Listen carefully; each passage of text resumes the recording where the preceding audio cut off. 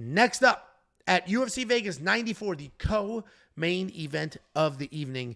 This was a surprising fight for me. I was very surprised to see the odds in this matchup. We got Brad Tavares taking on Jun Yong Park. Brad Tavares, 20-9 in his career. Yes, he is only 2-3 in his last 5, and he is coming off that knockout loss to Gregory Rodriguez. He's taking on Jun Yong Park. 17-6 in his career, 4-1 in his last 5, coming off that decision loss to Andre Muniz. Brad Tavares, tried and true entity at 185 pounds. He's 15-9 in the UFC. This guy's been around forever. He has fought every current, former, and future champion that you could imagine. He's a solid striker, very good takedown defense at 81%. And keep in mind, he's fought everybody. He has got that Hawaiian fighting spirit. Not the most dangerous guy offensively, but he is well-rounded, typically durable. Yes, he is 36 years old. He's been through some battles. He is certainly starting to fade a little bit. Definitely declining. And coming off that knockout loss to Gregory Rodriguez. Taking on Jun Yong Park. This guy's a well-rounded guy. Very nice jab, good cage control, solid setups, good takedowns. Pretty good everywhere. Not dangerous at all. He doesn't have any power in his hands, and while he does have some submission wins, he's typically grinding his way to decisions. Solid striking differential, about 5-4, averages about 2 takedowns per fight. Plenty of cardio to maintain a pace for a full 3 rounds. He's coming off that ridiculously sloppy fight on Andre Muniz, where he was taken down an insane 11 times. He's supposed to be the good wrestler, 11 times. Bruno Silva, the big one, not the one we broke down earlier, and Gregory Rodriguez have both knocked out Brad Tavares in the last year. Brad's chin is not what it used to be. He used to have like a chin that people would talk about. It's gone. But he's slowing down. I get it. But Jun Yong Park couldn't knock him out. Couldn't knock out. The analogy I used in the quick picks was my daughter, and somebody commented, why would he want to knock out your daughter? But Jun Yong Park's not knocking anybody out. Certainly not Brad Tavares, even with a chin that's sort of on its way out. I was shocked to see that Jun Yong Park was 2-1 the other day. I don't see him getting the takedowns because Brad's got great takedown defense. I don't see him controlling the striking pace. And I bet on Brad. I think I got him at like plus 170 or something like that. If you're a premium member, you saw that. Line's certainly tighten here a little bit. If Jun Yong Park had one punch knockout power, I bet he's got more than 1 hour of sleep. Probably. And we might fall asleep watching that fight. No, this could be a decent fight, but I got to go Brad. If Park had that one-punch knockout power, this would be a very different breakdown. But he doesn't. He's not going to out-wrestle Brad. He's certainly not going to knock him out. So then how does he win this fight? I'm going Brad Tavares. Got him at really good underdog odds. What do you think, Jakey boy? How does Brad win the fight? I think he wins all the striking exchanges and defends desperate takedowns. He's just not really a high-volume guy.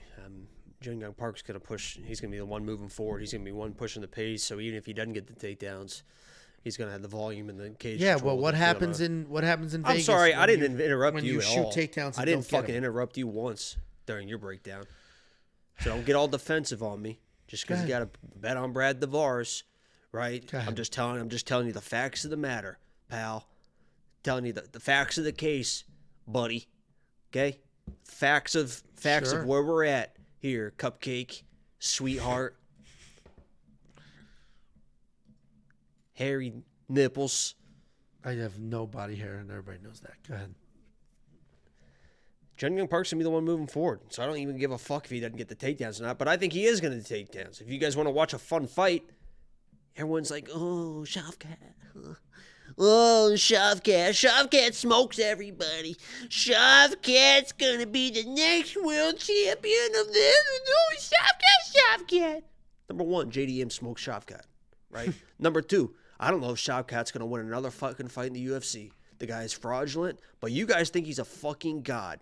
Go watch Jun Yong Park toss around Shavkat with no issues. Everyone loves Shavkat, right? If you had Shavkat and Brad Tavares, Shavkat would be minus fucking 3,000.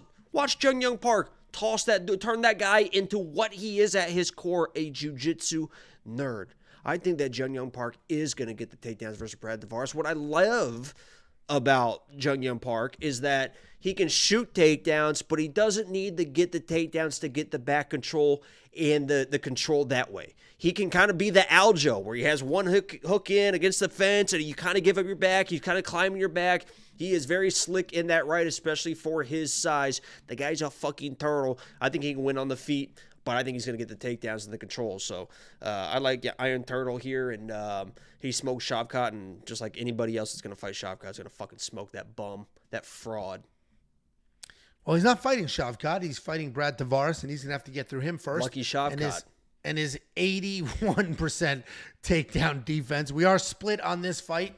Very widely split. This might be the most wide that we are on this card. $7,200 for Braddy T in the DraftKings Fantasy, and I might spend that money. He doesn't score insanely high, but at $7,200, he's a big underdog in DraftKings Fantasy, and I think that will make some sense for me. You going to spend the $9,000, or you think he finishes Brad, or just takes him down and ragdolls? I think he can. But do you think he does? Well, I don't have a fucking, as good as my bets are week in and week out, WeWonPicks.com, $10 a month. You would think that I have a fucking crystal ball, but I don't. Well, there we go. If you do want to unlock what hopefully looks like a crystal ball, go to WeWonPicks.com, click Become a Member at the top. Why are people saying that I look like Shaggy? Not that it wasn't me, guy. Are they talking about Shaggy from Scooby-Doo? That goof? He has long hair and... Well, he's red. He's orange. This is the internet for you. Oh, no, wait. I put him in back. Angelo's a prick. Get him, Jacob. Angelo sucks. Angry Angelo. Meanwhile, I'm over here smiling, having a good time, and only one of us is angry, and it's you, Rope Lord. Whatever the hell a Rope Lord is. Ooh, like a tampon? Did you know until here's a little peek behind the curtain here. Here's a little fucking story for everyone. Until I was, and I'm going to be honest here, and don't judge me for it. It had to have been sixth grade, maybe even into seventh grade. If you were to ask me the question, what do girls use tampons for? I thought that they were to collect sweat between cleavage. I thought somehow girls were sticking tampons in their cleavage for when it was sweating and it just soaked up the sweat. I had no idea. Imagine my surprise when I found that out. Why is that? I was, holy, they're doing what? What's going on? Holy, what? Are you kidding me? Holy shit, those poor girls. I thought girls peed out of their butts for a lot longer than I should have thought that. I think that was a couple years ago. I mean, it wasn't until Tiff. I was like, wait, where's that pee coming from? What are you doing? How are you standing at that urinal? Yeah, no, she doesn't. Let's move on. Leg up.